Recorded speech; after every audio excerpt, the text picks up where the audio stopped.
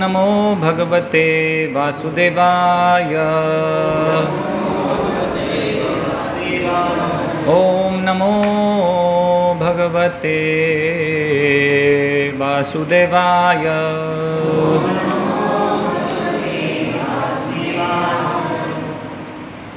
ओम अज्ञानतिमिरान्धस्य ज्ञानाञ्जनशलाकया चक्षुरुन्मीलितं येन तस्मै श्रीगुरुवे नमः। हरे कृष्णा। तो आज की चर्चा का विषय है वैष्णवों के 26 गुण चैतन्य चरितामृत में जो सनातन गोस्वामी को रूप गोस्वामी ने बताए हैं। तो पहले भी हम श्रवण कर चुके हैं ये।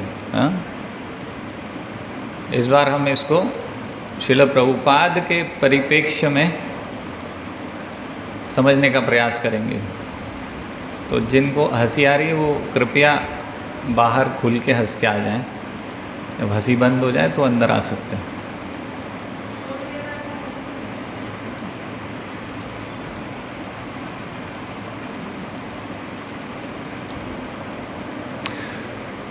तो प्रभुपाद के परिप्रेक्ष्य में हम समझने का प्रयास करेंगे कि प्रभुपाद में ये किस प्रकार से 26 गुण थे,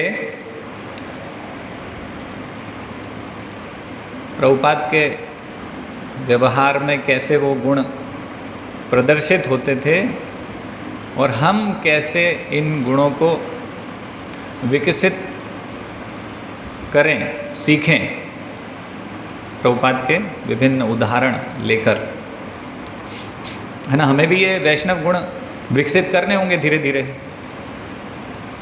है ना। बहुत सारे ये वैष्णव गुण हमारे अंदर अभी मिसिंग है नहीं, तो हमें इन पे कार्य करना होगा। क्योंकि अगर हम चाहते हैं कि जो हमारी भक्तिमय प्रक्रिया हम कर रहे हैं, मान लीजिए हम जप कर रहे हैं, सेवा कर रहे हैं, तो उसका जो पूर्ण लाभ हमें प्राप्त हो आध्यात्मिक प्रगति के लिए, और जो जिस स्तर पे ये सेवा, जिस मनोभाव से ये सेवा होनी चाहिए, तो उस स्तर को अगर हम प्राप्त करना चाहते हैं, और अंत तो गत्वा जो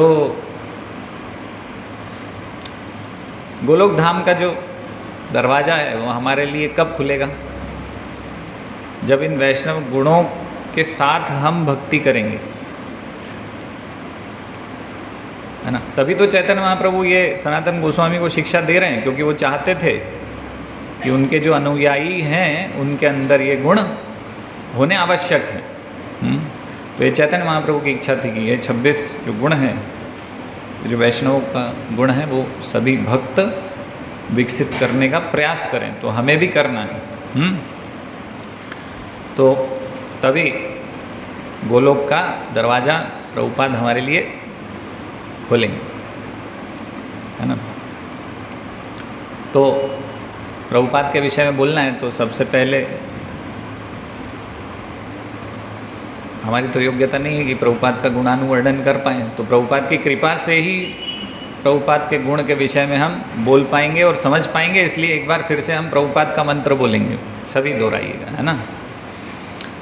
नमः ओम विष्णुपादाय कृष्णप्रेष्ठाय भूतले श्रीमते भक्तिवेदांत स्वामिन् इति नामिने।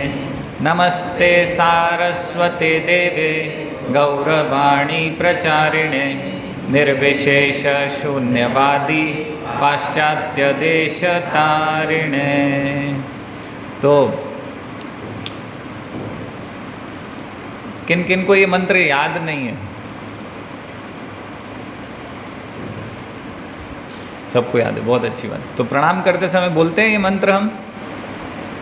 बहुत अच्छे। और किन भक्तों को इसका अर्थ नहीं पता है? सबको पता है? तो चलिए ठीक है, बताइए। अच्छा मनोज जी, ठीक है, चलो। एक गुण है वैष्णवों का कि सत्य बोलना है। अभी हम चर्चा करेंगे, तो कम से कम ये स्वीकार किया ना कि ये वैष्णव है। उसके पीछे एक कथा भी है, वो भी हम चर्चा करेंगे, है ना। तो तो फिर जिनको आता है तो कौन बताएंगे?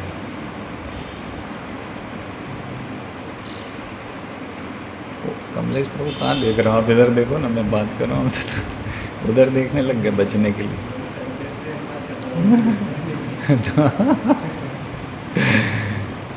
तो ऐसे ही होता है नहीं, रोज़ मंगल आरती गा रहे हैं। तो आज ही मैं सोच रहा था मंगल आरती में कि किसी दिन ये चर्चा होनी चाहिए, वापस से रिपीटिशन होना चाहिए इसका कि मंगल आरती का अर्थ क्या है, क्योंकि फिर वो रूटीन में आ जाता है। तो गाना शुरू कर देते हैं और ख़त्म हो जाती है मंगल आरती, लेकिन वो भाव नहीं आया। वो हम, मुझे याद है जब मैं शुरू में आया करता था मंदिर, तो जगन्नाथ प्रभु जी गाया करते थे यहाँ पर, वही प्रचार करने आते थे। तो जगन्नाथ प्रभु जब आरती गाते थे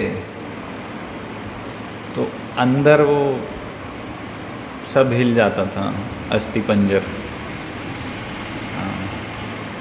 मतलब वो जो हमारा तो नकली भाव है, लेकिन फिर भी वो नकली रोना, मगरमच्छ के आंसू बह जाते थे, है ना। लेकिन कभी कभी ऐसा है, हम लगातार मंगल आरती आ रहे हैं और फिर ऐसा एहसास होता है कि यार क्या मैंने गा दिया मंगल आरती सब बस, लेकिन वो निकल गई मंगल आरती, ख़त्म हो गई बस। कुछ तो जब कोई अच्छे भक्त जो अच्छे स्तर से भगवान की सेवा में लगे रहते हैं, तो उसके भाव को पहचान के गाते हैं। उस भाव से गाएंगे तो फिर हमें असर तो होगा ही उसका। तो इसीलिए हमें जो मंत्र बोल रहे हैं, पहली बात तो मंत्र याद होने चाहिए, फिर उनका अर्थ याद होना चाहिए। आरती जो गा रहे हैं, भजन गा रहे हैं, वो केवल म्यूज़िक के लिए नहीं है। वो कई बार ऐसा हो जाता है कि वो सुरताल में ही अटक जाते हैं भक्त लोग। वो ट्यून बहुत अच्छी है, वो जो प्रभु जी गाते हैं, वो जो ट्यून है ना, वो अलग ही मज़ा है उसमें। वो मज़े में चले जाते हैं हम। रस में इधर आके बैठो, हैं? ठीक है। तो वो केवल दवाई का जो खोखा कैप्सूल है, कैप्सूल ऊपर से जो रहता है, उसी के ऊपर ही हम रह जाते हैं। अंदर दवाई वो रहती नहीं उस कैप्सूल में। तो असर होगा नहीं। तो वो दवाई चाहिए हमें वास्तव में, वो सुरताल और म्यूज़िक डिकचिक डिकचिक नहीं, वास्तव में शुद्ध रूप से वो भगवान का नाम श्रवण होना चाहिए, उसका कीर्तन होना चाहिए, उसका अर्थ समझते हुए होना चाहिए। तो नमः ओम विष्णु पादाय। तो नमः ओम विष्णु पादाय यानी कि नमः यानी नमस्कार, प्रणाम कर रहे हैं। किसको कर रहे हैं? विष्णु पादाय यानी प्रभुपाद को, जिन्होंने विष्णु जी के चरण यानी कि कृष्ण के चरण की आश्रय उन्होंने प्राप्त किया हुआ है ना। भगवान के चरणों का आश्रय सबको प्राप्त नहीं है। शुद्ध भक्त का गंतव्य होता है भगवान के चरण कमल, वहाँ तक शुद्ध भक्ति पहुँच सकते हैं। तो श्रील प्रभुपाद की स्थिति है भगवान के चरणों में, है ना, उनकी जगह है, तो वहाँ वो प्राप्त हैं उस स्थिति को। नमः ओम विष्णु पादाय कृष्ण प्रेष्ठाय भूतले। तो ये जो जगत है भूतले, कृष्ण प्रेष्ठाय, तो भगवान को इस जगत में सबसे प्रिय हैं प्रभुपाद, उनके शुद्ध भक्त। नमः ओम विष्णु पादाय कृष्ण प्रेष्ठाय भूतले श्रीमते भक्ति वेदांत, है ना। श्रीमते यानी कि जिन पे राधा रानी की कृपा है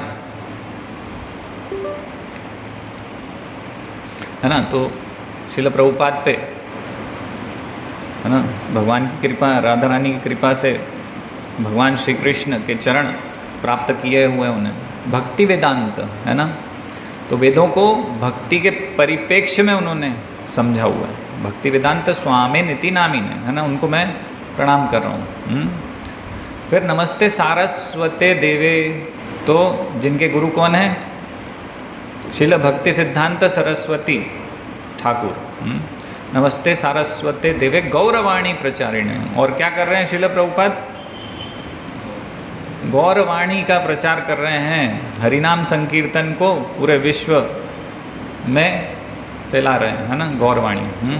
निर्विशेष शून्यवादी पाश्चात्य देश तारिणे। और क्या कर रहे हैं? निर्विशेषवादियों को, शून्यवादियों को भक्ति प्रदान कर रहे हैं। पाश्चात्य देश में लोगों को क्या कर रहे हैं? उनका उद्धार कर रहे हैं, है ना। तो ये प्रभुपाद का गुरु मंत्र है। और गुरु की कृपा के बिना हम जो भी कार्य कर रहे हैं वास्तव में वो असफल रहेगा।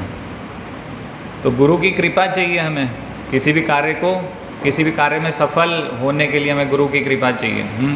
तो एक पुराण में जो कथा आती है, हमने पहले भी श्रवण की है, नहीं, कि एक गुरुकुल था, एक ऋषि थे। तो ऋषि शिक्षा देते थे अपने शिष्यों को वहाँ पर गुरुकुल में। फिर एग्ज़ाम का टाइम आया, है ना, एग्ज़ाम होती ना फिर, तो एग्ज़ाम का टाइम आया तो गुरु ने बोला इस दिन एग्ज़ाम रहेगी सबकी। तो सब शिष्य पढ़ रहे हैं, पूरे श्लोक याद कर रहे हैं, भगवत गीता और ये सब पूरे श्लोक। फिर एग्ज़ाम टाइम आया तो वो ऋषि बोले ठीक है अभी एग्ज़ाम दो। तो एग्ज़ाम टाइम में लेकिन क्या हुआ कि कोई और उनके मित्र ऋषि आ गए उनके पास।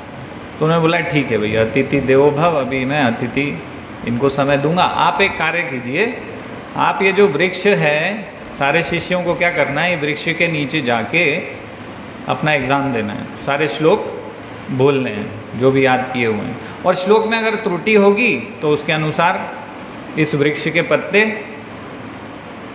गिरेंगे, है ना। और आप क्या करना, आप पत्ते उठा के लाना और मुझे दे देना, मैं समझ जाऊंगा भाई क्या त्रुटि है, क्या हुआ है, हाँ, कितनी त्रुटि हुई, कितने मार्क्स आपको मिलेंगे, पता चल जाएगा।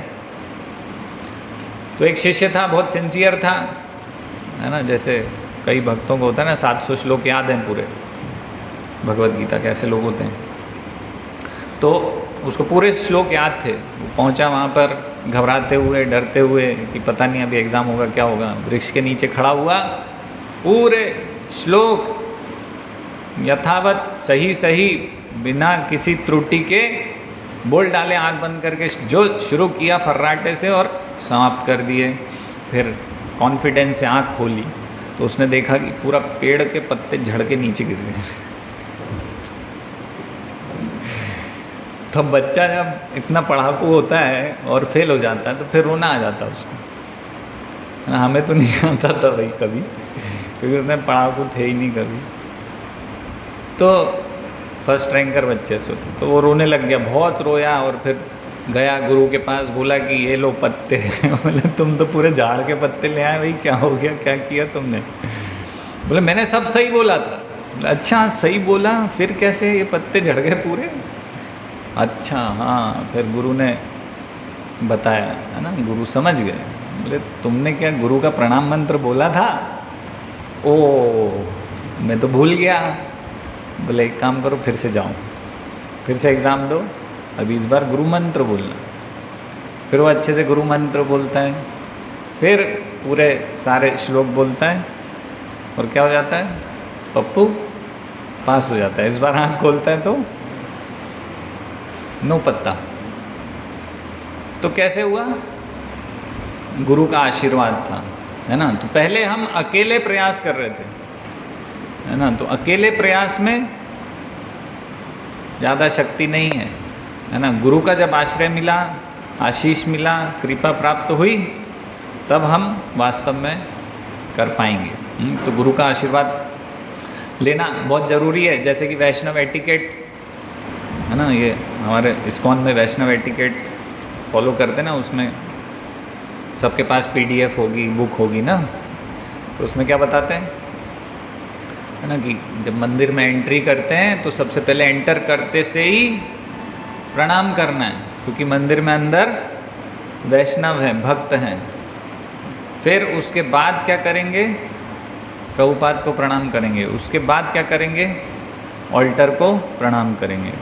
तो नॉर्मली ऐसा होता है कि प्रभुपाद को प्रणाम करते हैं, फिर ऑल्टर को करते हैं। तो ये तरीका है कि वैष्णवों की कृपा से हमें प्रभुपाद प्राप्त हुए हैं। तो सबके जीवन में ऐसे ही हुआ है, इससे अलग किसी के जीवन में हुआ है? वैष्णवों की कृपा से हमें श्रील प्रभुपाद प्राप्त हुए, है ना। कैलाश जी कहाँ हैं? आजकल बहुत छुट्टी पे रहते हैं। तो जैसे राजकुमार प्रभु पहुँचे थे पुस्तक लेके, हाँ, कैलाश जी के यहाँ पुस्तक वितरण में, तो कैलाश जी को दरवाज़ा खटखटा के बाहर निकाला, बोले ये लो पुस्तक प्रभुपाद का ग्रंथ। हालांकि कैलाश जी के पास कई साल पहले से वो भगवद गीता थी, तो उन्होंने लाके दिखाई, है ना। वो ब्लू कवर की पुस्तक होती थी ना पहले, भगवद गीता, वो बहुत पुरानी है। उन्होंने पता नहीं कहीं गए थे तो किसी भक्त ने पकड़ा दिया था, हरिद्वार से, है ना। आप भी थे उस समय क्या राजकुमार प्रभु के साथ? हाँ। तो देखिए, तो लोकबंधु प्रभु और राजकुमार प्रभु की कृपा से जो है इस प्रकार से होता है ना। तो वैष्णवों की कृपा से हमें शुद्ध भक्त का दर्शन प्राप्त होता है। जैसे जगन्नाथ प्रभु की कृपा से प्रभुपाद डिसाइपल्स का मुझे विशेष दर्शन हुआ। तो ये मुझे याद है कि मैं सोचता था कि प्रभुपाद ऐसे हैं तो उनके शिष्य कैसे होते होंगे। ऐसे महान महान भक्त के शिष्य का दर्शन करना है, ऐसी इच्छा थी बहुत। और नए नए थे तो ऐसे किसी डिसाइपल से मिले तो नहीं थे प्रभुपाद के। तो पता चला कि महाराज आए हैं, आएंगे, तो जगन्नाथ प्रभु ने बुलाया, तो बहुत इच्छा थी और फिर हम यहाँ से गए, उनके दर्शन करे, है ना। तो शुरुआत इस प्रकार से हुई। तो वैष्णवों की कृपा से हमें प्रभुपाद मिले, प्रभुपाद की कृपा से हमें भगवान प्राप्त हो सकते हैं अगर हम अच्छा प्रयास करेंगे तो कृपा चाहिए हमें, गुरु की कृपा चाहिए। गुरु की कृपा के बिना हमारा जीवन असफल है, सफल नहीं है। हमें लग सकता है कि सफल हुए हम, लेकिन वास्तव में सफल नहीं है, असफल हैं अगर गुरु की कृपा प्राप्त नहीं होगी। तो गुरु की कृपा चाहिए तो भगवान मिलेंगे, वैष्णवों की कृपा चाहिए तो भगवान मिलेंगे, वैष्णवों का संग चाहिए भगवान को प्राप्त करने के लिए, और वैष्णवों का संग करते हैं। तो ऐसा पद्म पुराण में बताया गया है कि जिसका चिंतन करते हैं, है ना, संग करेंगे तो चिंतन होगा ना, तो जिसका चिंतन करते हैं जिस व्यक्ति का, तो उस व्यक्ति के 1% गुण हमारे अंदर आ जाता है ना। तो प्रभुपाद का अगर हम गुणों का चर्चा करेंगे, प्रभुपाद की लीलाओं का, तो फिर हमें क्या होगा, उनका चिंतन होगा। उनका चिंतन होगा तो फिर 1% नहीं तो आधा % तो उनके कुछ गुण हमारे अंदर भी हम लाने का प्रयास करेंगे। नहीं, अगर उनके आधा % गुण भी आ गए, 1% गुण भी आ गया, तो भी कितनी बड़ी बात है हमारे लिए। नहीं, हमारा जीवन ही सफल हो जाएगा। तो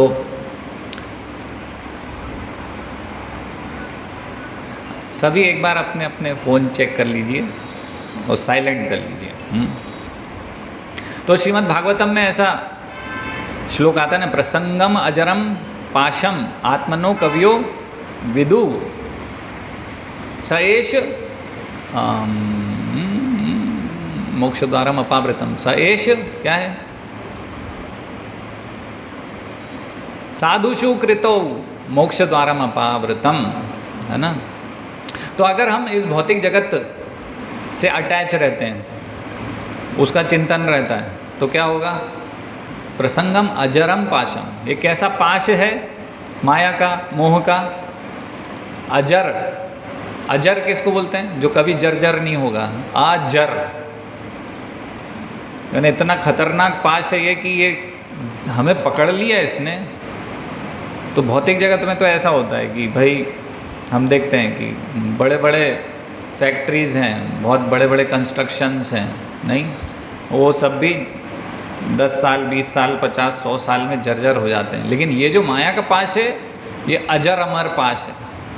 अगर हम भौतिक जगत में वही चिंतन है, वही अटैचमेंट्स हैं हमारे, वही आसक्तियां हैं, तो फिर क्या होगा? ये अजर अमर पाश में हम बंधे रहेंगे। हाँ, तो बुद्धिमान आत्मनो कवयो विदु, जो आत्मज्ञान रखते हैं वो इस प्रकार से बता रहे हैं। हाँ, और अगर इसी अटैचमेंट को, अगर इसी चिंतन को हम साधुषु कृतौ वैष्णवों में लगा दें तो क्या होगा? मोक्ष द्वारम अपावृतम, मतलब मोक्ष का जो हमारा द्वार है वो खुल जाएगा, है ना। तो इसका प्रमाण प्रभुपाद देते हैं। कैसे? कि एक बार प्रवचन कर रहे थे प्रभुपाद, तो प्रभुपाद प्रवचन कर रहे थे तो एक माता जी ने फिर बाद में प्रश्न पूछा। क्या पूछा? बोले कि प्रभुपाद यम यम वापी स्मरण भावम, है ना। तो ये श्लोक है अंत काले च मामेव। हाँ, तो प्रभुपाद आप हमेशा बताते हैं अंत काल में भगवान का स्मरण होना चाहिए तो भगवत धाम जाएंगे। लेकिन अगर मान लीजिए कि भगवान का स्मरण तो हम नहीं कर पा रहे हैं, लेकिन आपका स्मरण करें तो प्रभुपाद ने बहुत सोचा, आँख बंद करके थोड़ा सोचा और फिर बोले कि हाँ मेरा भी कर सकते हो, है ना। तो इसके पीछे का साइंस क्या है? हाँ, कि हम भक्त, भगवान के जो शुद्ध भक्त हैं उनका चिंतन कर रहे हैं और रिजल्ट वही मिल रहा है। क्यों? कैसे हो रहा है? तो श्रीमद् भागवतम में इसका उत्तर है ना, क्या है? साधुवो हृदयम मह्यम साधुनाम हृदयम तो हम मदन्यन्ते ना जानन्ति ना हम तेभ्यो मनागपि। तो साधुओं के हृदय में कौन है? भगवान है। और भगवान के हृदय में कौन है? वैष्णव है ना। और आगे बता रहे हैं भगवान कि साधु मेरे अलावा कुछ नहीं जानते हैं, है ना। भगवान के जो भक्त हैं, भक्तों के हृदय में भगवान है और भगवान के अलावा वो कुछ नहीं जानते। तो ये भक्त का गुण है कि वो भगवान के अलावा कुछ नहीं जानता। और भगवान में क्या है? भगवान में भक्त का वास है और भगवान भी भक्तों के अलावा कुछ नहीं जानते हैं और कुछ नहीं। तो ऐसे रेसिप्रोकेशन चल रहा है, आदान प्रदान भक्तों का और भगवान का, है ना। तो इसीलिए अगर हम प्रभुपाद का, शुद्ध भक्त प्रभुपाद का अगर हम स्मरण करते हैं अंतकाल में तो उनके हृदय में भगवान है। तो भगवान का स्मरण प्रभुपाद कर रहे हैं तो अंततोगत्वा एक ऐसी चेन बन गई कि हम भी भगवान का स्मरण कर पा रहे हैं। इसलिए प्रभुपाद इस प्रकार से बता रहे हैं कि हाँ ठीक है, मुझे भी याद कर सकते हो अंतकाल में। तो मान लीजिए कि हम भगवान को याद कर रहे हैं, है ना, जैसे मंगल आरती में आए और हरे कृष्णा बोल रहे हैं डायरेक्ट भगवान से। हमारी चेतना में नहीं है कि प्रभुपाद बीच में है या वैसे। अगर हम वैसे याद करते हैं तो भगवान अगर गलती से हमें देख भी लें, है ना, हम भगवान को, कई लोग ऐसे मंदिर में आते हैं ऐसे हाथ करते हैं भीड़ में खड़े होकर कि मैं भी आया हूँ दर्शन करने आपके, मेरे पे भी नज़र पड़ जाए, आपकी कृपा दृष्टि हो जाए। भगवान करते हैं कि नहीं? देखा है कि नहीं? कितने लोगों ने देखा है ना, मैंने तो देखा है कई बार। तो भगवान की कृपा दृष्टि के लिए डायरेक्ट भगवान से संपर्क करना चाहते हैं। और अगर भगवान उसकी ऊपर देख भी लेंगे फिर उसका मन दिखेगा भगवान को, इसके मन में तो सब अशुद्ध है, पूरा काम क्रोध लोभ मोह है। बोला हटाओ इसको, दूसरा कौन है भाई। तो अगर हम डायरेक्ट पहुंचेंगे तो ये होगा। और अगर मान लीजिए कि जैसे कि कोई भक्त हैं वो वरिष्ठ भक्तों के पीछे खड़े हैं, है ना, जैसे फ़ोटो खिंचवाते हैं ना, जब तो फ़ोटो खिंचवाते तो क्या करते हैं वो बच्चे, क्या करते हैं पिताजी के कंधे के पीछे से ऐसे झांकते हैं, लेफ़्ट से राइट से, वो फ़ोटो आती। तो अगर हम किसी वरिष्ठ भक्त के पीछे खड़े हैं और इस प्रकार से खड़े हैं और भगवान की दृष्टि उस वरिष्ठ भक्त पे पड़ी तो उसका हृदय तो शुद्ध है, तो भगवान की नज़र और कृपा दोनों मिल जाएगी, टिकी रहेगी उस पर। और कहीं वो फ़ोटो फ्रेम में कहीं हम साइड में, ओ अच्छा ये भी हैं इनके पीछे पीछे, हाँ हाँ ओके वेल एंड गुड, आप भी हो, वैसे में हमको जो है कृपा मिल जाएगी। लेकिन अगर हम सोचेंगे कि डायरेक्ट भगवत प्राप्ति कर लेंगे, भगवान की कृपा प्राप्त कर लेंगे, तो बहुत बहुत मुश्किल है ना। तो इस प्रकार से हमें प्रयास करना चाहिए, भक्तों के, वरिष्ठ भक्तों के माध्यम से प्रयास करना चाहिए, है ना। बाईपास केवल ये जो सड़क है उसमें ही चलता है, हाईवे पे, है ना। यहाँ भक्ति में बाईपास बनते ही नहीं, कभी बनाते ही नहीं, है ही नहीं। भगवान ने बनाया ही नहीं बाईपास खोद देते हैं जेसीबी से भगवान। तो 26 गुणों में से पहला गुण है ना, ये आप चैतन्य चरितामृत का मध्य लीला का 22वां चैप्टर का 78 से 80 श्लोक है शायद, है ना। ये आप देख लीजिएगा, घर जाके उसको पढ़ सकते हैं, उसमें ये पूरे गुण दिए हुए हैं। हम इसको एक एक करके चर्चा कर रहे हैं, हाँ? तो पहला गुण है वैष्णवों का कृपालु। तो कृपा का मतलब क्या है? बहुत लोग कृपा करते हैं ना अन्य लोगों पे। कैसे करते हैं भाई? अन्न दान देंगे, है ना, गरीबों को खिलाएंगे, अन्न दान, कन्या दान, बहुत वस्त्र दान, है ना। वो क्या पहले कहानी सुनते थे, सोने की बिल्ली दान करना पड़ेगी अगर बिल्ली को मार दिया तो अलग अलग प्रकार का दान है नहीं सब।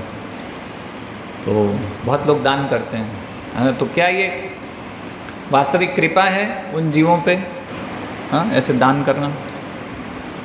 तो वास्तविक कृपा क्या है ना? वैष्णवों को कृपालु होना चाहिए। तो वास्तविक कृपा कैसे देते हैं? वो टेम्परेरी कृपा नहीं देते वैष्णव, परमानेंट कृपा देते हैं। तो परमानेंट कृपा कैसी है? परमानेंट कृपा है कि हमारा जो परमानेंट सॉल्यूशन है वो देते हैं, कि हम सारी समस्याओं से कैसे निजात पाएंगे, कैसे हम हमेशा चिर आनंद में रहेंगे, है ना। ऐसा आनंद जिसका क्षय नहीं हो, ऐसा सुख जिसके बाद दुख ना हो, तो वो परमानेंट हुआ। तो वो कहाँ मिलेगा? वो हमें भगवान के धाम जाकर ही मिलेगा, या फिर जहाँ भी हैं हम पूर्ण रूप से भगवान को समर्पित रहें और उस स्तर से भक्ति करें, है ना। तो फिर हम इस जगत में भी गोलोक में ही हैं। तो भगवान के धाम जाकर, भगवान को पूर्ण समर्पित होकर हमें ये आनंद और सुख मिल सकता है। तो वास्तव में जो भक्तों की कृपा है कि वो हमें भगवान की शुद्ध भक्ति देने का प्रयास करेंगे। वो इधर उधर का कुछ नहीं बताएंगे आपको, नौकरी कैसे लगेगी, है ना, विवाह कैसे हो जाएगा, पैसा कैसे मिल जाएगा, ये सब नहीं बताएंगे। वो बताएंगे कि सीधे भगवान को कैसे प्राप्त करोगे, भगवान के धाम को कैसे प्राप्त करोगे, है ना। वास्तव में हमारी परिस्थिति कैसी है, या साधारणतः हम देखते हैं कि क्या करते हैं लोग, जैसे कि एक बच्चा गुम गया हो, हम बहुत बार चर्चा कर चुके हैं इसमें। तो बच्चा गुम जाता है तो कुछ लोग होते हैं, दया आ जाती है उनके हृदय में, कृपा करना चाहते हैं वो उस पर, बच्चे पे। तो क्या करते हैं, चॉकलेट ला के खरीद के दे देते हैं। फिर वो बच्चा पूछेगा कि कल क्या खाऊंगा मैं, तो वो कहते हैं कल तुम देख लेना, अभी मैं घर जा रहा हूँ। उसको कपड़े देंगे कि ओ बेटा चलो मैं तुम्हें कहीं आश्रम में छोड़ आता हूँ।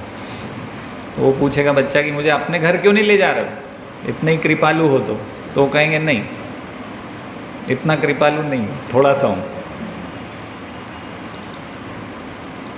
तो मतलब वो वास्तव में तो कृपा नहीं है। तो असली कृपा कौन कर रहा है? जो देखेगा कि ओ अच्छा ये जो बालक है ये अपने पिता से बिछड़ गया है, तो वापस इसको इसके पिता से मिलवाना है। तो पता करेगा तुम्हारे पिता का नाम क्या है, कहाँ रहते थे, कुछ याद है, मोबाइल नंबर याद है क्या, हाँ कुछ तो बताओ। ओ बच्चे ने गलती से मोबाइल नंबर बोल दिया, मोबाइल नंबर बोल दिया तो उन्हें लगाया, बोले आ जाओ आपका बच्चा यहाँ है। ओ मैं भी बहुत परेशान हो रहा था, मेरे बच्चे को ढूंढ रहा था, पिता भी रो रहा है उधर, बोले आ जाओ जल्दी आ जाओ, आ गया भैया, बोले लो जाओ। वास्तविक कृपा किसने करी? वो चॉकलेट देने वाले ने, कपड़े देने वाले ने, वो आश्रम में छोड़ के आने जहाँ पे उसका शोषण होगा आगे पूरा आजीवन। हाँ नहीं, वास्तविक कृपा किसने करी है? उसके पिता से जिसने मिलवाया है। तो इसलिए शुद्ध भक्त कृपालु कैसे होते हैं? वो हमें भगवान से मिलाते हैं, वो तरीका बताते हैं भगवान से कैसे मिलोगे, रास्ता बताएंगे, अपने आचरण से सिखाएंगे, और पिता के घर में फिर सब संपत्ति पिता की मेरी है, सारे ऐशो आराम सब कुछ है, कोई कमी नहीं है, खाने की टेंशन कुछ नहीं, कुछ भी टेंशन नहीं। तो इस प्रकार से तो वास्तविक कृपा करते हैं। तो हम देख रहे हैं प्रभुपाद ने किस प्रकार से कृपा किया। तो लगभग 70 साल की उम्र थी प्रभुपाद की। तो प्रभुपाद 70 साल की उम्र में कहाँ जा रहे हैं? अमेरिका। उस समय ऐसा भी नहीं था कि डायरेक्ट फ्लाइट है 16 घंटे की, 7 समुंदर पार। काय से जाना है? शिप से जाना है। हाँ, तबीयत खराब है। हाँ, तो बहुत प्रॉब्लम्स थी। वहाँ किसके यहाँ जाएंगे? कोई पहचान का नहीं है। क्या खाएंगे, कहाँ सोएंगे, कोई आश्रय नहीं है, कुछ नहीं है, कुछ नहीं पता है। ज़्यादा पैसे भी नहीं है, अमेरिका में डॉलर चलता है। हाँ, लेकिन कृपालु हैं, सभी जीवों का कल्याण करना है, सबको भगवान से जोड़ना है, सबको कृष्ण देने हैं, है ना। वो जो बालक बिछड़ गए हैं उनको क्या करना है? वापस उनके पिता से मिलवाना है। तो वास्तविक कृपा करने के लिए सारा रिस्क लेके प्रभुपाद यहाँ से अमेरिका चले गए। तो एक वरिष्ठ सन्यासी भक्त हैं, वो अपने प्रवचन में विशेष क्या बोल रहे थे? प्रवचन में ये नहीं बोल रहे थे कि आप समझो प्रभुपाद ने कितना कष्ट उठा के गए हैं 70 साल में। वो बोल रहे थे आप नहीं समझ सकते कि प्रभुपाद ने 70 साल की उम्र में क्या किया है, वो किस परिस्थिति में थे। वो सन्यासी बोल रहे थे आप लोग नहीं समझोगे। समझा नहीं रहे थे, वो ये समझा रहे थे कि आप लोग नहीं समझोगे, क्योंकि आप जब उस परिस्थिति में जाओगे तब आपको समझ में आएगा प्रभुपाद की लाइफ कितनी कंफर्टेबल थी। हम जाते हैं, देखते हैं ना राधा दामोदर मंदिर में, हाँ बढ़िया 2 कमरे थे प्रभुपाद के पास, ग्रंथ लिखते थे प्रभुपाद वहाँ पर, खाने पीने का, रहने का बहुत अच्छा व्यवस्था था, अपनी भक्ति अच्छे से कर रहे थे। लेकिन अगर वही वो करते तो उनके गुरु का आदेश पालन नहीं होता, पाश्चात्य देश का कल्याण नहीं होता, भारत का भी कल्याण नहीं होता, है ना, जीवों का कल्याण नहीं होता। पर दुख दुखी, कृपा किया सब पे, गए, सारी रिस्क ली, सब परेशानी उठाई। पता नहीं था वहाँ जाके अगर कुछ हो गया तो कौन देखने वाला है? हाँ, कोई नहीं देखने वाला है। वहाँ से लौट के आएंगे कि नहीं कुछ नहीं पता है, वहीं पे ही कुछ हो जाए तो। लेकिन फिर भी रिस्क लेकर गए, क्योंकि वास्तव में कृपा करना चाहते थे, कृपालु हैं, वैष्णव। हाँ, तो गुरु का आदेश पालन करने गए, है ना। तो हम ये कृपा कैसे कर सकते हैं अन्य जीवों पे?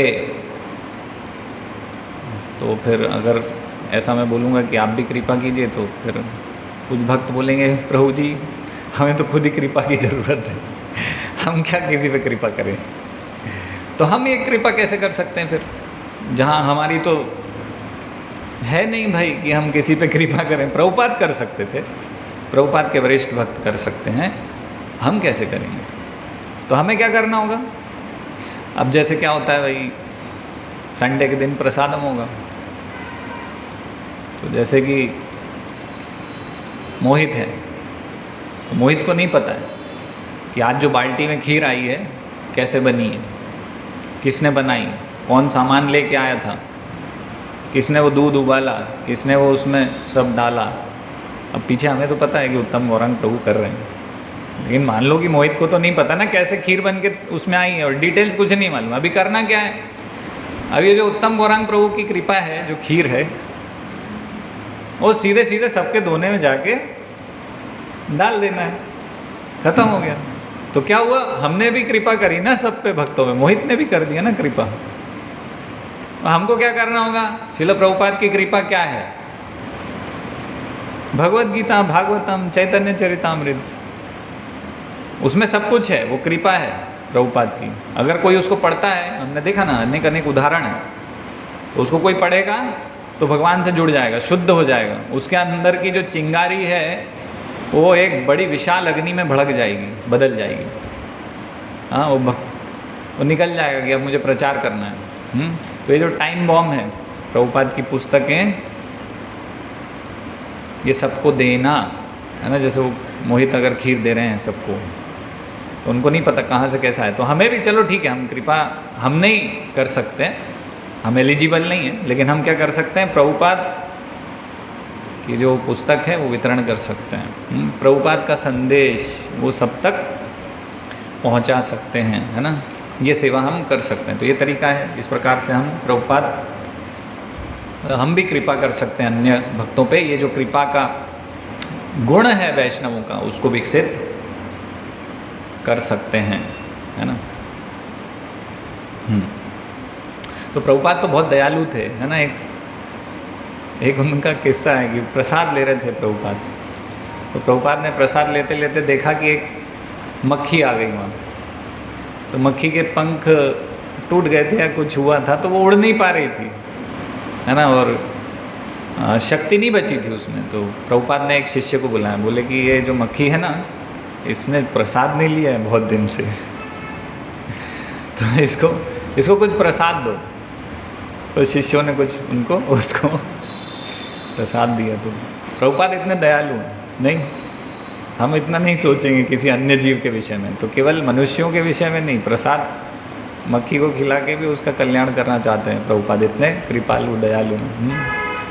तो इतनी चिंता कर रहे हैं मक्खी की भी, हमें तो अन्य अपने साथी जो भक्त हैं उनकी भी ज़्यादा चिंता नहीं रहती, है ना। अगर आखिरी में गुलाब जामुन बचे हैं तो सबसे ज़्यादा घर मैं ले जाऊँ, लेकिन प्रभुपाद सबका ध्यान रखते थे, चिंता करते थे, है ना, कृपालु थे प्रभुपाद। तो हमें भी ये कृपा का जो एक गुण है उसको विकसित करना है। दूसरा गुण है अकृत द्रोह, यानी कि शत्रु भाव नहीं था प्रभुपाद का किसी के प्रति, है ना। तो भक्त किसी से शत्रु का भाव अपने हृदय में नहीं रखते कभी भी। तो प्रभुपाद कभी कभी तो बहुत ही विनम्रता से व्यवहार करते थे, कभी कभी जब आवश्यकता पड़ती थी तो बहुत सख्त हो जाते थे, कभी एकदम रुई के फोहे जैसे नरम है ना, वो कभी एकदम लोहे की तरह एकदम कठिन बन जाते थे प्रभुपाद, है ना। तो कई बार ऐसे इंसिडेंट हुए, नहीं, जैसे कि एक बार जब सारे शिष्यों को लेकर प्रभुपाद वृंदावन आए थे, तो शुरू में प्रभुपाद ने ऐसा बोला कि आप मेरे गुरु भाइयों से मिल सकते हो, उनसे शिक्षाएं ले सकते हो, कुछ रोक टोक नहीं किया प्रभुपाद ने। तो जब शिष्य उनके गए अन्य गुरु भाइयों के पास, तो गुरु भाइयों ने फिर ऐसा बोलना शुरू कर दिया कि राधा रानी का असली भाव बताएंगे आपको, वो सिखाएंगे, है ना। और इस प्रकार से कुछ उनको शिक्षाएं देने लगे, बोलने लगे कि हमसे ही दीक्षा ले लो फिर से, हाँ। तो इस प्रकार से किया, तो प्रभुपाद को आगे शिष्यों ने बताया, तो प्रभुपाद बहुत क्रोधित हो गए उस समय, है ना। तो क्रोध किया प्रभुपाद ने, बोला कि अभी तुम उनके पास नहीं जाना, अब जाने की ज़रूरत नहीं है, और जो ग्रंथ मैंने दिए हैं केवल उन्हीं को ही पढ़ना पड़ेगा, उन्हीं को ही पढ़ना है, दूसरे उनके ग्रंथ कुछ नहीं पढ़ने। तो प्रभुपाद ने वहाँ पर क्रोध व्यक्त किया। तो सख्त, है ना। एक बार एक रिपोर्टर उसने पूछा प्रभुपाद से कि आप क्या मुझे कृष्ण दिखा सकते हो? तो प्रभुपाद ने बोला हाँ, yes I can show you. तो प्रभुपाद कभी एकदम गर्व दिखा रहे हैं, नहीं। तो गर्व करना या फिर क्रोध करना हम सोचते हैं कि वैष्णवों का गुण नहीं है, लेकिन जहाँ पर जिसकी ज़रूरत थी प्रभुपाद ने वो किया। तो प्रभुपाद ने बोला हाँ, दिखा सकता हूँ तुम्हें कृष्ण। बोले कि तुम्हें ये करना होगा कि तुम आ जाओ, शिष्य बन जाओ, आश्रम में रहो, सर मुंडा लो, तुम्हें भी भगवान कृष्ण दिखा दूंगा, दर्शन करा दूंगा। वो रिपोर्टर चुपचाप भाग गया, बोले मैं तो नहीं कर पाऊँगा ये सब। तो प्रभुपाद ने बड़े गर्व से बोला, दम से, हाँ दिखाऊंगा ना, क्या दिक्कत है उसमें, तुम भी देख सकते हो। वहाँ पर ऐसा नहीं, वैष्णव आचरण नहीं कर सकते हैं, नहीं, हाँ नहीं, बोले हाँ दिखा सकते हैं। तो लेकिन वही हम देखते हैं, प्रभुपाद से एक भक्त ने बोला, हाँ, बोले कि प्रभुपाद आप तो शुद्ध भक्त हैं। तो प्रभुपाद बोले नहीं, मैं कोई शुद्ध भक्त नहीं हूँ। प्रभुपाद को इवन रोना आ गया वहाँ, हाँ, ऐसे भी थे प्रभुपाद की, आंसू आ गए। प्रभुपाद बोले मैं कोई शुद्ध भक्त नहीं हूँ, मतलब उनको भी कि मैं कोई सेवा ज़्यादा नहीं कर रहा हूँ, है ना। बोले मैं तो केवल अपने गुरु का आदेश पालन करने का प्रयास कर रहा हूँ। तो एकदम सख्त कभी प्रभुपाद हो जाते थे, कभी एकदम ऐसे नरम एकदम। तो एक बार एक कोई माता जी थी, तो वो प्रभुपाद से प्रवचन के बाद थोड़ा बहस करने लग गई कि सारे रास्ते एक ही तरफ तो जाते हैं, तो वो उनसे आर्ग्यूमेंट पे आर्ग्यूमेंट कर रही हैं। फिर प्रभुपाद को एकदम क्रोध आ गया। प्रभुपाद ने बोला कि शरीर में इतने सारे छेद हैं कि सब में खाना डालते हैं, खाना डालने के लिए पेट में पहुंचाना है, उससे हमें शक्ति अर्जित करना है, तो मुख में ही डालना पड़ेगा। तो इसी प्रकार से सारे रास्ते एक जगह नहीं जाते। तो इस प्रकार से अनएक्सपेक्टेडली प्रभुपाद ने उनको थोड़ा ऐसे समझाया, इस तरीके से। तो प्रभुपाद अजात शत्रु थे ना, उनके लिए कोई भी शत्रु नहीं था। तो हम कैसे या कृतद्रोह विकसित कर सकते हैं, है ना। किसी के प्रति शत्रुता नहीं हो, ये भाव हमारे अंदर कैसे आ सकता है।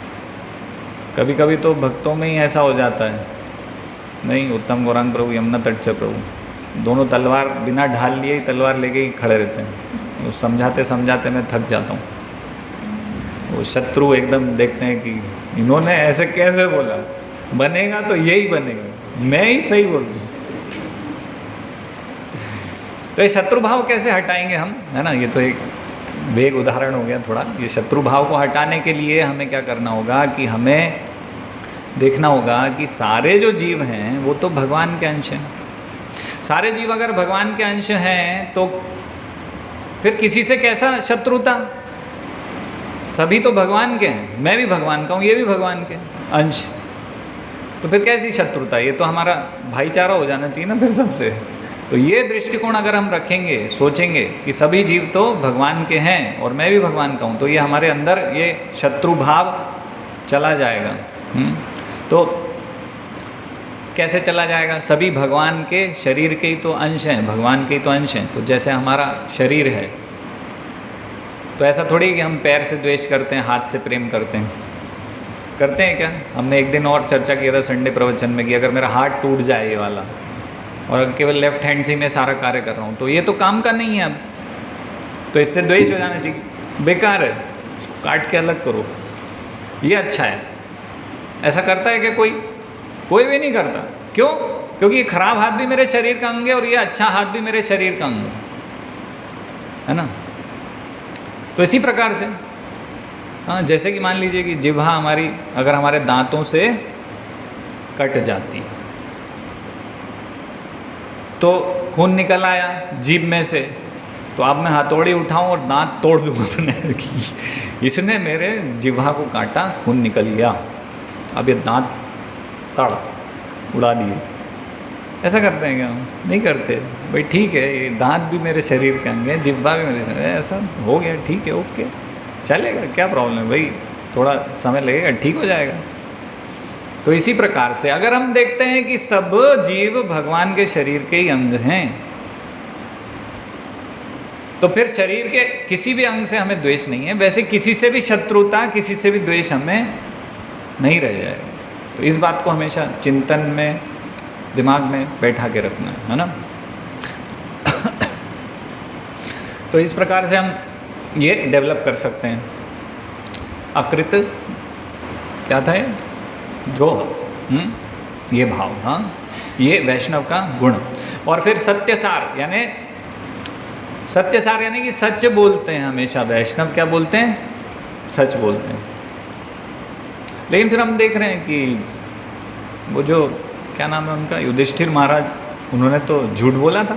लोग बोलते हैं ना कि वो जो नर्क गए थे ये लोग, वो किस लिए गए थे? युधिष्ठिर नर्क गए थे क्योंकि क्या हुआ था? क्योंकि उन्होंने झूठ बोला था कि वो अश्वत्थामा मारा गया।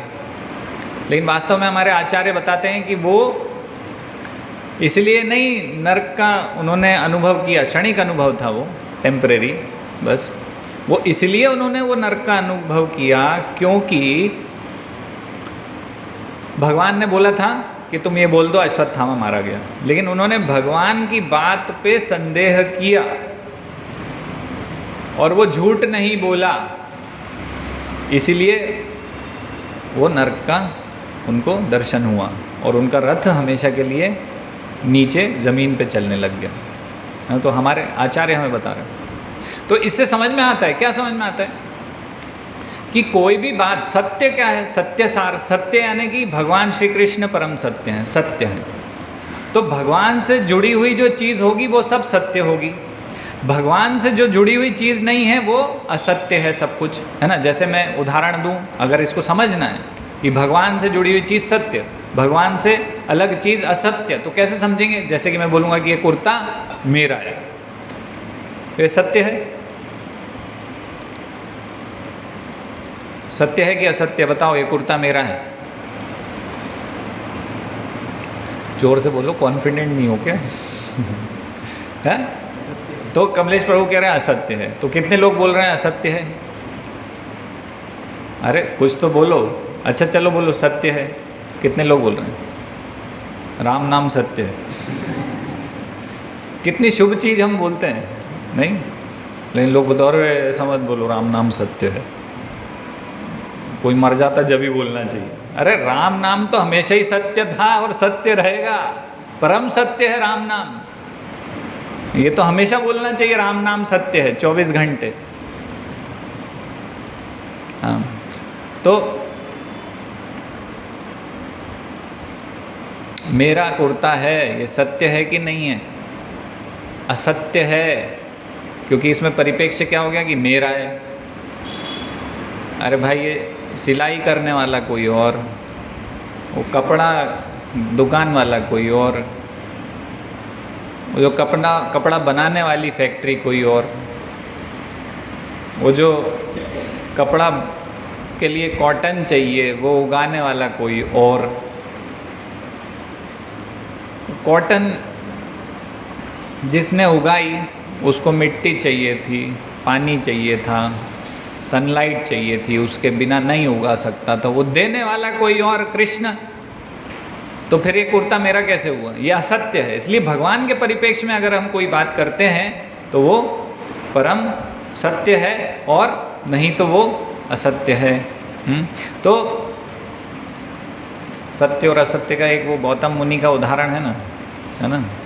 गौतम मुनि के पास एक लड़का पहुंचा, बोला कि मुझे आपसे शिक्षा लेनी है। तो गौतम मुनि बोले कि मैं तो केवल ब्राह्मणों को शिक्षा देता हूँ, अन्यों को नहीं। तो तुम कौन हो? तो बोला कि मुझे तो नहीं पता मैं कौन हूँ। बोले ठीक है, जाओ पता करके आओ। तो बोले मेरे पिताजी तो नहीं है, माताजी हैं। तो बोले माताजी से पूछ के आओ, जाओ। तो गया लड़का, पूछा माता मेरा पिता कौन है? माताजी बोली मैं तो वैश्या हूँ, मुझे क्या पता कि तुम ब्राह्मण के पुत्र हो कि क्षत्रिय के पुत्र हो कि किसके पुत्र हो, मुझे नहीं पता। वापस गया वो, गौतम मुनि को बोला कि मेरी माता ने बोला है कि नहीं पता, तो मुझे भी नहीं पता, मुझे नहीं पता भाई मेरा कोई कौन मतलब मैं किसका पुत्र हूँ, ब्राह्मण का हूँ कि नहीं हूँ। तो गौतम मुनि बोले कि तुम वास्तव में, तुम में सत्य बोलने का गुण है, तो तुम हो ब्राह्मण। तो सत्य बोलने का गुण होना चाहिए, है ना। तो ऐसा नहीं है फिर कि हर परिस्थिति में सत्य बोलना है। वो गाय वाला उदाहरण देखा ना, वो कुछ है ना, वो कुछ लोग गाय मारने के लिए जाते हैं, तो वो एक ऋषि थे, वो देख लेते हैं कि गाय इधर भगी है, फिर वो गाय मारने वाले पूछ लेते हैं गाय कहाँ गई, तो वो बता देते हैं, सत्य बोलते थे वो। तो उन्होंने बता दिया कि इधर गई है गाय, तो उन्होंने वहाँ जाके गाय को पकड़ा और वध कर दिया, पाप लग गया। सत्य बोलने से तो पुण्य मिलना था, लेकिन उल्टा हो गया, नरकगामी हो गए, है ना। तो इस प्रकार से नहीं है। तो जैसे कि प्रभुपाद बोलते थे ना कि जैसे कि आप मंदिर की लक्ष्मी लेके जा रहे हो बस में, वो कोई चोर है, उसने बोला क्या है तुम्हारे पास? तो मैं मंदिर के 1 करोड़ रुपए लेके जा रहा हूँ। मैंने कब, वैष्णव का गुण है सत्य सार, सत्य बोलना है। अच्छा लाओ 50 लाख मुझे दो, बोले हाँ ठीक है, और भी है मेरे पास, आप तो ले लीजिए। सबकी मदद भी करना चाहिए, वैष्णव का गुण है। तो ऐसा सत्य बोलना ये मूर्खता है। भगवान की सेवा में जैसे युधिष्ठिर महाराज को अगर बोला था भगवान कृष्ण ने कि झूठ बोलना है, तो वो परम सत्य हो गया था। यहाँ पे झूठ बोलना परम सत्य था, वो गाय को बचा लेना झूठ बोल के परम सत्य था, है ना। ये भी शास्त्र में सब बताया है, नियम कब क्या बोलना है। हाँ। तो सत्यसार सत्य, है ना। तो हम कैसे बने सत्यसार कि हमें हर चीज़ भगवान से जुड़ी हुई विचार करके और वैसा आचरण करना चाहिए, है ना। जैसे अभी हमने उदाहरण देखा ना, ये कुर्ता मेरा नहीं है, ये घर मेरा नहीं है, ये परिवार वास्तव में मेरा, ये सब किसका है? कृष्ण का है, सब उन्हीं ने ही दिया है। और यहाँ पे हम सत्यसार हो गए, जहाँ हम बहुत ईमानदारी से बोलते ना, हाँ, हम बहुत ईमानदारी दिखाते हैं, लेकिन वास्तव में वो ईमानदारी नहीं है ना, अगर वो भगवान से जुड़ी हुई नहीं है तो। इसलिए इस चेतना में रहकर अगर हम कोई भी कार्य करेंगे, इस चेतना को रखना, तो हम सत्यसार बन सकते हैं। भगवत चेतना को, भगवान से संबंधित हमेशा देखना सब चीज़ों को। फिर सम रहना, सम ये वैष्णवों का गुण है, सम रहते हैं, है ना।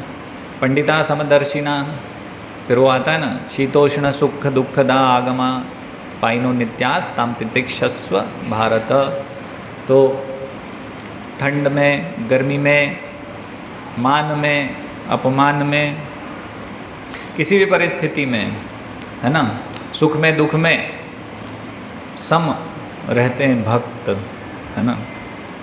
हमेशा भक्ति में लगे रहते, सुखे थाको दुखे थाको सदा हरि बोले डाको, है ना। भूलो ना को वदने हरि नाम बोलो रे। अगर इस प्रकार से हमारा भजन चल रहा है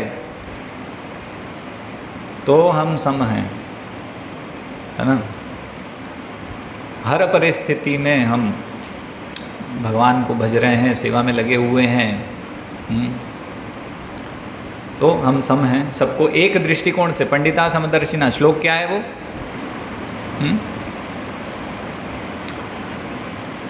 विद्या विनय संपन्ने ब्राह्मणे गवि हस्तिनी शुनि चैव श्वपाके च पंडिता समदर्शिना। तो अभी हम चर्चा कर चुके हैं इस पे, वैसे कि कुत्ता हो, हाथी हो, कोई ब्राह्मण हो, गाय हो, सबको कैसे देखना है? भगवान के अंश आत्मा के रूप में देखना है। तो समदर्शी हो गए हम, है ना। तो सभी जीव भगवान के अंश हैं, इस प्रकार से देखना, समदर्शी हैं।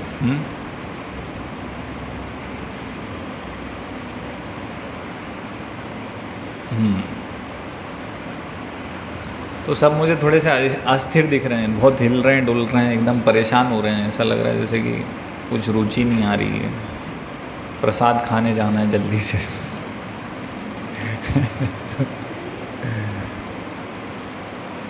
तो चलो ठीक है, प्रसाद ही खा लेते हैं फिर।